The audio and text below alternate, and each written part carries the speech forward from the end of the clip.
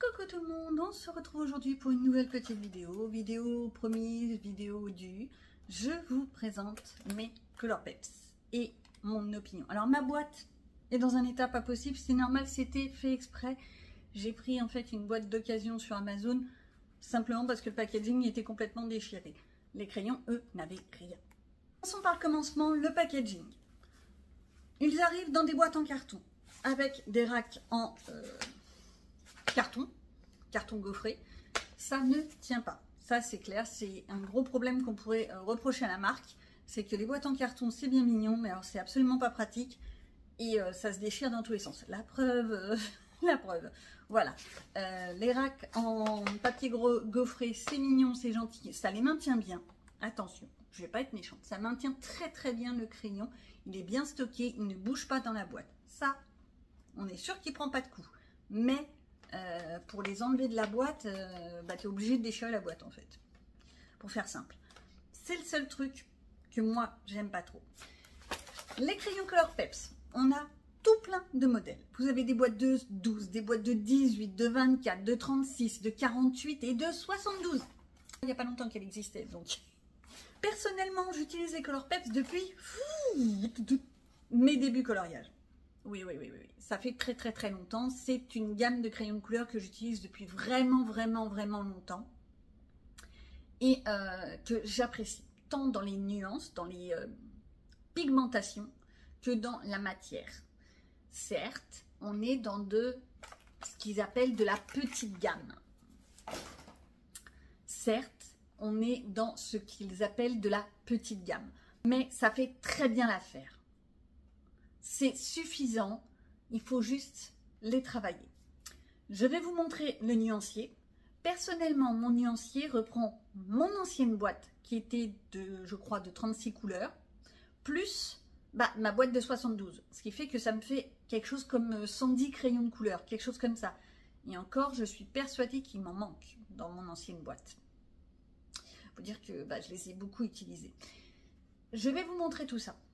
Voilà à quoi ça ressemble. Alors oui, comme j'ai dit, il y a plusieurs hauteurs parce qu'il y a également mon ancienne gamme, mon ancienne boîte qui est dans ce rangement. J'aime bien cette trousse parce que c'est une trousse de 500 crayons, ce qui fait que je peux mettre plusieurs gammes. Ici, donc, j'ai tous mes Colourpeps. Là, il faut que je refasse complètement ma trousse, on s'en fiche. C'était des trucs de Temu, etc. Ils sont pas formidables. Si un jour ça vous intéresse, vous me laissez un commentaire, je vous ferai un petit blabla dessus. Pour le moment, on parle des Colourpeps, qui sont géniaux. Mais bon, je les aime, donc il n'y a rien à dire. Mais le but du jeu maintenant, c'est de vous convaincre de les utiliser. Alors, au niveau des couleurs, voilà ce que ça donne. Je vous rapproche tout ça. Et voilà. Alors, chaque crayon a un nom. Déjà, ça c'est bien. Ils sont pas numérotés, c'est un nom. C'est vrai qu'un numéro aurait pu être pas mal aussi, mais bon, pourquoi pas. Les couleurs sont vraiment très agréables, très pigmentées. J'ai pas appuyé des masses sur mes crayons, donc ça fait des marques. Hein, soyez... C'est pas le crayon qui est comme ça, c'est moi qui fais mes nuanciers sans appuyer comme une sauvage. J'ai forcément des crayons en double, vu que j'ai mon ancienne boîte. On est d'accord. Quoi d'autre? Alors, on a une quantité... Dans la boîte de 72, on a une quantité de bleu. C'est quelque chose. On a les jades qui sont magnifiques. Je suis désolée. Alors, les jades, c'est ceux-là. Je l'adore. Le pistache aussi, je le trouve magnifique. Le lemon lemon green. Voilà, je le trouve rarement, personnellement. Même les fluos peuvent faire une base pour un coloriage, pour donner du peps à votre coloriage. Par contre, on va attaquer un sujet qui, moi, me fâche. Ouais. Pourquoi Colourpeps nous a changé la couleur du marshmallow? Je vous montre. Ici, l'ancienne boîte marshmallow. Ici, nouvelle boîte. La nouvelle boîte, c'est limite un violet bleu. Une sorte de bleu. L'ancienne boîte, c'était un violet presque... ouais, violet mauve. Là, ça ressemble plus à du lilas. Moi, je suis désolée, ça me dégoûte. Surtout que le violet, comme ça, le marshmallow de base, c'était la couleur que je cherche partout. Je ne la trouve nulle part. Le violet bleu comme ça, on l'a dans les Giotto, on l'a dans les Brutfuner, on l'a dans pratiquement dans les Black Edition. On l'a également dans les crayons de couleur de chez Action, les Craft Sensations et même les Avec. Oui, ça s'appelle comme ça, c'est la marque qui s'appelle comme ça, Avec. Bon, bah voilà. Voilà. C'est un truc, moi, qui m'ennuie beaucoup. D'où ils ont changé les couleurs, c'est extrêmement pénible. Autre chose qui a été changée, regardez un petit peu. Le crème de l'ancienne boîte. Alors, j'essaye de vous me rapprocher bien. Le crème de l'ancienne boîte, il est beige. Le crème de la nouvelle boîte, eh ben, il est beige beaucoup plus foncé. C'est cela. Le crème de l'ancienne boîte que j'ai utilisé à volo. Voilà. Parce que je l'utilisais beaucoup pour faire mes pots. Et la nouvelle boîte. Bah, forcément, il est tout neuf. Hein. Pareil pour le blush. La couleur blush. La teinte est différente. Alors, le problème, c'est qu'il est là-haut. Donc, il faut aller voir. Ici, vous avez le blush de l'ancienne boîte. Je ne sais pas si vous le voyez bien. Le blush. Et la nouvelle boîte. La nouvelle boîte, il est beaucoup plus rosé. Rosé saumoné. L'ancienne boîte, il était plus crémeux. Beige. Voilà. Et ça, par contre, c'est dommage. Et il y a 2-3 couleurs comme ça qui ont changé légèrement de nuance. Très léger, certes, mais qui sont notables quand on fait vraiment attention. C'est pour ça que parfois, j'ai mis un petit N pour dire que c'est le nouveau. Les light pink. Là, c'est flagrant, par contre. L'ancienne boîte, c'est un rose, limite rose, rose bonbon, rose. Voilà. Et là, ça fait light pink, ça fait limite vieux rose. Vous voyez la différence? Pareil sur le packaging. Hein, ces deux-là. Donc, non, ceux-là, justement, le packaging est différent. Mais ceux-là, le packaging est totalement différent et les couleurs sont identiques, par contre. Les Lovely Pink, voilà. C'est la même couleur, mais le packaging est totalement différent. Lovely Pink, c'est pas une couleur que j'aime des masses, donc forcément, ça... voilà. J'ai pas utilisé énormément de choses. Ensuite, les crayons de couleur en eux-mêmes. Parlons peu, parlons bien. On va prendre un nouveau. Comme vous pouvez voir, la mine va bien jusqu'au bout. Les pointes sont des pointes. Le bois est de bonne qualité. Pour les avoir utilisés pendant X années, je peux vous assurer qu'ils tiennent. Sauf si vous prenez un taille-crayon de crotte de biquette. Le crayon est de forme triangulaire, donc tient bien en main, tant pour les petites mains que pour les grandes mains d'adultes. Nous avons, comme je vous l'ai dit, ici, le fait que c'est du Colourpeps, le nom et le fait que ça vient de Maped. Voilà, donc tout est noté. Quand vous le taillez bien, que vous arrivez à un microbe, on arrive à... on arrive à ça. Voilà, ça c'est l'ancien, bien sûr. Mais c'est gérable. C'est gérable. Au pire des cas, après, vous prenez un Posca, vous prenez un marqueur acrylique, s'il vous plaît.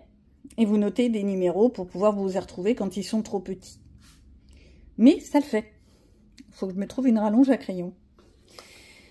Les vendeurs de crayons de couleur, vous voulez pas mettre des rallonges de crayons dans vos boîtes? J'en demande beaucoup. Voilà. Maintenant, qu'est-ce qu'on fait avec ce genre de crayon? On peut faire des choses très très belles. Je vais vous faire voir des Kirby Rosan. Ouais, du Kirby Rosan fait avec du crayon de couleur Colourpeps. Il y a celui-ci qui a été fait il y a quelques années, je vous l'accorde. Ça vous montre au passage que ça vieillit pas si mal que ça. Le fond est fait au feutre, on ne parle pas du fond. Je vous parle simplement des couleurs. Les couleurs sont intenses, sont vibrantes. C'était un parti pris de faire un effet vieilli pour les crânes et tout ça, mais ça le fait. Ça le fait pas mal. Dans un registre un peu plus récent, que j'avais fait en Color With Me, et qui était pour un petit défi gentillet entre copines, j'ai fait, dans le mythe et légende, mon petit violoniste. Voilà. Oui, j'aime les couleurs qui sont... oui, pour tout ce qui est un peu crâne, j'aime les couleurs comme ça. C'est pas hyper parlant, ça vous montre pas forcément la puissance des crayons de couleur. Donc, je vais vous montrer ça de manière beaucoup plus intense. Mais déjà là, c'est pas mal. Et celui-là, ce dessin-là, n'a été fait qu'avec des crayons Colourpeps. il y avait une petite base de feutre Colourpeps. Et oui, les feutres Colourpeps aussi, ça existe et ils sont pas mal. Faut juste les maîtriser, les utiliser tranquillement et ça peut vous faire de magnifiques bases.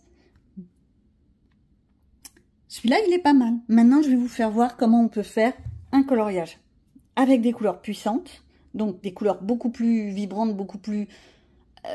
comment dire, moins bleu. Parce que c'est vrai que le bleu, tout de suite, ça donne une tonalité froide au coloriage et on se dit, oh ouais, non, c'est pas si intense que ça. Merci, si, c'est beau. Je vous montre avec des couleurs beaucoup plus vibrantes. Bien. Je suis partie dans le boule de poil et je vais faire ces petites souris, toutes mimi, toutes cracounettes. Alors, j'ai envie de partir sur des tulipes plutôt de couleur rose, violine, violette. Donc, qu'est-ce que je vais prendre comme couleur? Je vais prendre des roses comme ça, genre Lovely Pink, Pink Candy, et le fuchsia, le cherry plume, peut-être du sweet purple, mais je pense que l'ultraviolet et l'aubergine sera plus de mon goût. Première étape, déjà me décider de quel côté je mets la lumière dans mon coloriage. On va dire que la lumière vient de là, d'accord? La luminosité, pour faire un effet de volume, on va dire. Donc par là, je vais mettre mes couleurs les plus claires. Je commence par poser un simple petit aplat de couleurs sans me prendre la tête. C'est juste pour avoir la notion d'où et quoi.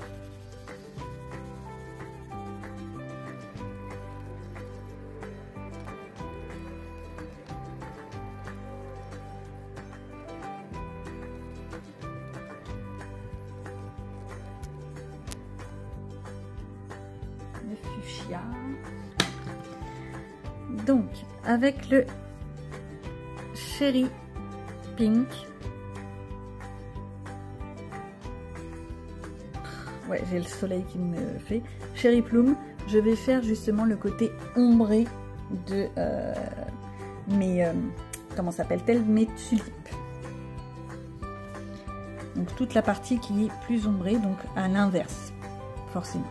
Et c'est pareil, là je fais juste un petit aplat sans travailler plus que ça, parce que je travaillerai après les nuances et les mélanges.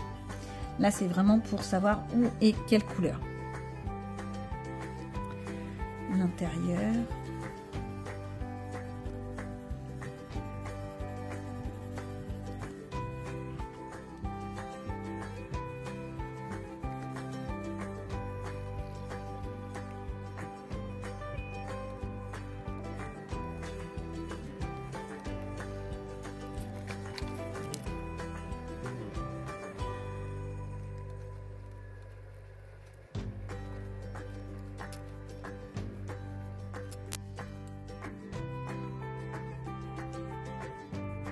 Avec le fuchsia.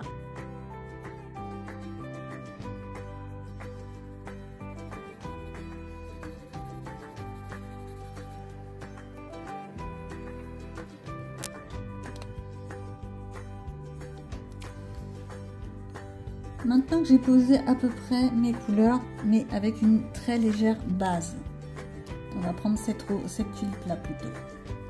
On la prend en grand, ce serait mieux. Tac, tac, tac. Reviens. Voilà.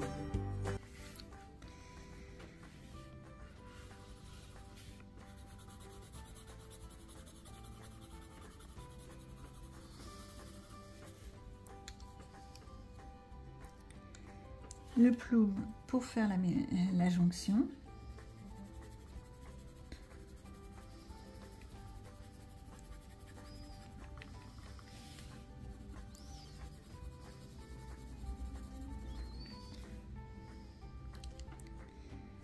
Le fuchsia,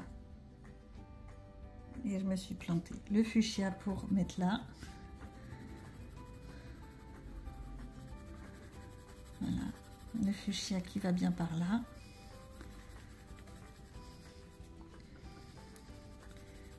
bien jusque là.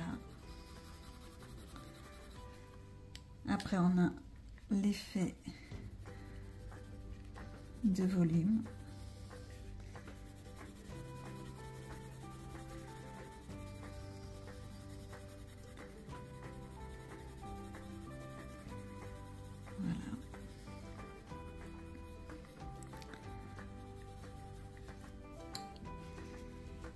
Et ici.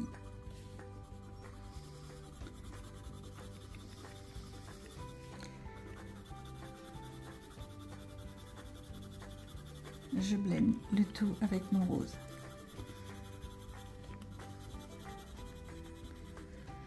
Et comme je trouve que ça me manque un petit peu d'effet foncé, je prends l'aubergine et là je fais le côté qui est là, côté qui est très foncé.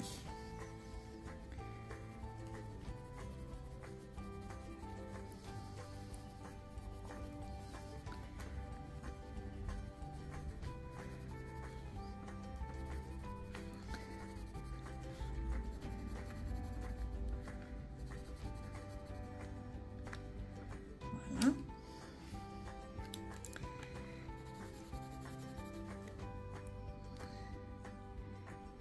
Le chéri et le fuchsia, ouais. Le chéri qui va tout de suite là.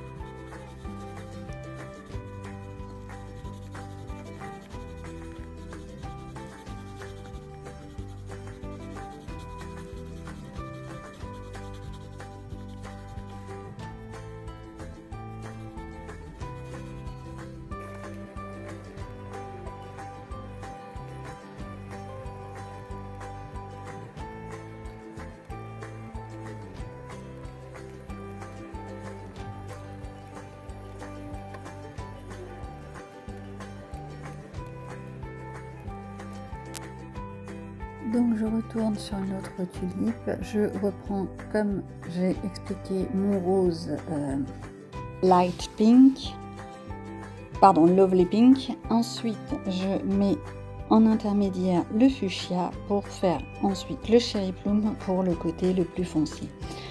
Le petit violet aubergine complètement à droite pour marquer vraiment la fin du pétale et le côté très très foncé. L'intérieur du pétale, j'ai décidé de le faire en cherry plum pour justement donner cette notion que c'est un petit cocon. Alors l'aubergine pour faire bien l'intérieur du pétale, la racine du pétale, pour donner justement cet effet. Là je travaille vraiment en surcouche, je reviens à nouveau dessus et recouche. C'est ça en fait, avec les Color Peps il faut vraiment faire du surcouche pour que ça soit correct. Si vous faites qu'une seule couche, c'est sûr que c'est très très pâle et c'est pas esthétique, c'est pas agréable. J'ai choisi, après réflexion, d'utiliser le fluo pink, en fait du rose fluo, pour blender. Simplement, ça me donne une petite note de couleur plus peps et en même temps ça fait fondre les couleurs. Pour les petites tulipes, je fais toujours la même chose. Et je vous laisse en musique pour la finalité parce que ça n'a aucun intérêt que je vous raconte cela en continu. Mes petites souris, je réfléchis encore comment je vais les faire. Mais c'est vraiment agréable à utiliser ces crayons parce qu'on ne se prend pas la tête et la couleur se pose toute seule. Il faut juste faire du surcouche. C'est sûr que c'est pas en une couche que vous allez pouvoir faire. C'est pas des crayons qui sont extra gras où vous faites un passage et ça pigmente la page comme si vous pouviez plus rien mettre dedans. Non, il faut vraiment faire du surcouche. C'est un travail. De toute façon, le coloriage, c'est pas juste comme ça, allez hop, là comme je te pousse. Sauf si vous voulez faire de l'aplat, là c'est votre choix.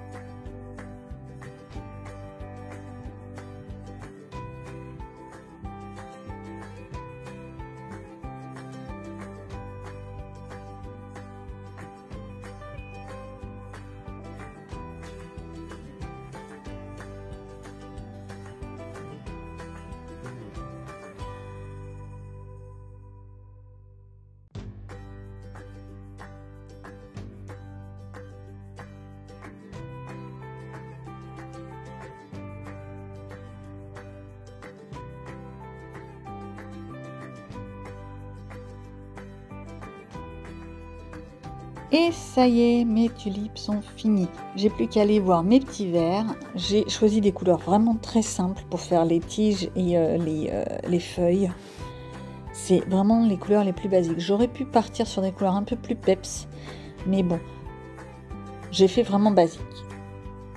Je passe d'abord un premier trait de Deep Green qui me sert en fait à marquer les ombres et à marquer la profondeur des feuilles. Ensuite, je prends mon Green Golf, ah ouais, l'accent c'est magnifique, pour étendre simplement cette profondeur. Et enfin, je prends le Kiwi pour blender tout ça et puis pour donner forcément la couleur à la feuille, hein, la couleur verte. Je me dis rétrospectivement, j'aurais pu prendre du Spearmint parce que les feuilles de tulipes sont parfois très très foncées, limite un peu vert, je sais pas, une sorte de vert turquoise. J'ai jamais su comment décrire cette couleur. Mais bon, ça fait le truc et je trouve que ça rend pas trop mal à la fin.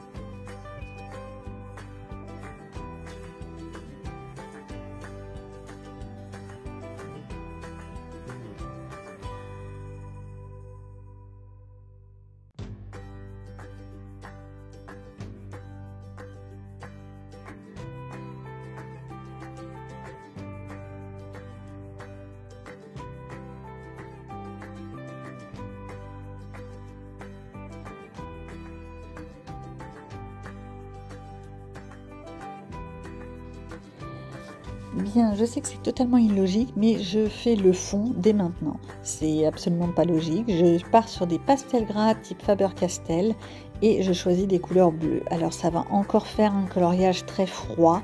Moi qui voulais essayer de faire quelque chose de chaud, bah non, c'est pas possible. J'ai tracé une sorte de fausse lune et j'essaye de faire un dégradé. Le bleu très foncé au début et ensuite plus clair.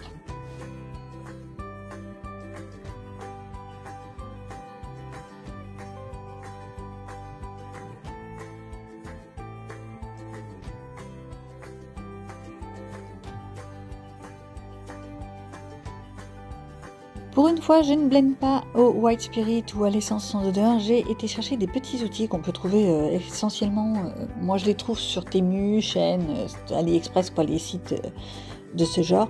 Ça sert en fait à gratter la substance. Le côté blanc, c'est le côté un peu grattoir, donc très bien pour justement les pastels gras. Et le côté noir, c'est le côté tout doux, tout mou pour les pastels secs. J'essaierai une autre fois avec le pastel. Et ça fait très bien le travail, c'est-à-dire que ça va étaler le pigment, le faire imprégner dans la page, comme vous pouvez voir, sans enlever 3 tonnes de pigment, comme pourrait le faire l'essence sans odeur. Et ça, moi, j'apprécie. Parce que le problème de l'essence sans odeur, c'est que c'est vraiment très problématique. On enlève vraiment trop de pigment.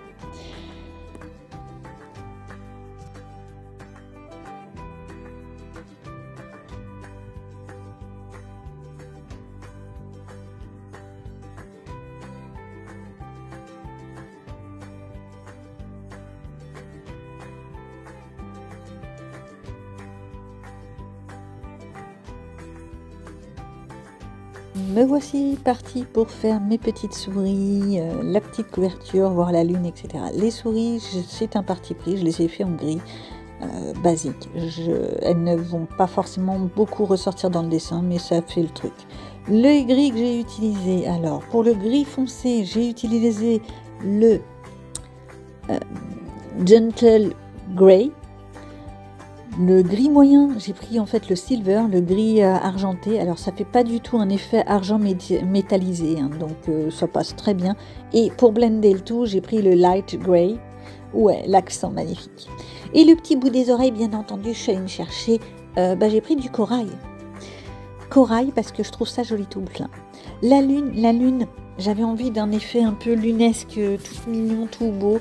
J'ai pris de l'apricot et du Pine Apple, ouais, en fait, de l'ananas, quoi. Et j'ai gardé ces couleurs-là, les mêmes, pour les couvertures, parce que je voulais pas faire 50 types de couleurs. Un petit travail très vite fait. Les nuages, j'ai repris les mêmes gris. Et comme vous voyez, ça fait très bien le travail. Un peu de nuance, de la surcouche, et ça fait le truc. Bah voilà, en fait, ce coloriage, il est pratiquement fini, si ce n'est ce petit bout de papillon où j'ai cherché pendant un bon moment comment le faire. Résultat des courses, j'ai pris mes golden markers et je les ai fait en couleur ocre et bleu. Voilà quoi. Et bien voici, j'espère que cette petite présentation des Color Peps vous aura plu. Ce qu'il faut vraiment retenir, c'est que ce sont des crayons dont les pigments sont très agréables. Ils ne sont pas gras comme du beurre, ça c'est sûr. Ils se travaillent en surcouche et les couleurs les plus claires servent à blender, tout simplement. Les couleurs fluo ne servent pas à grand chose, à mon goût, je précise, si ce n'est à blender. Voilà. Les couleurs métalliques, argentées et dorées ne font pas d'effet métal pur. Il ne faut pas s'attendre à avoir des trucs comme les golden markers. Ça n'a rien à voir. Ça donne un petit effet métal, mais très très léger. Personnellement, je les utilise plus comme une couleur à proprement parler. Et quoi d'autre, si ce n'est que vous pouvez arriver à faire de très beaux coloriages, de très belles illustrations, de très beaux dessins avec un peu matériel à petit prix. Il n'y a pas besoin de mettre des sommes extraordinaires pour avoir de la pigmentation. J'espère que cette petite vidéo vous aura satisfait et que ça aura répondu à toutes vos questions. À bientôt.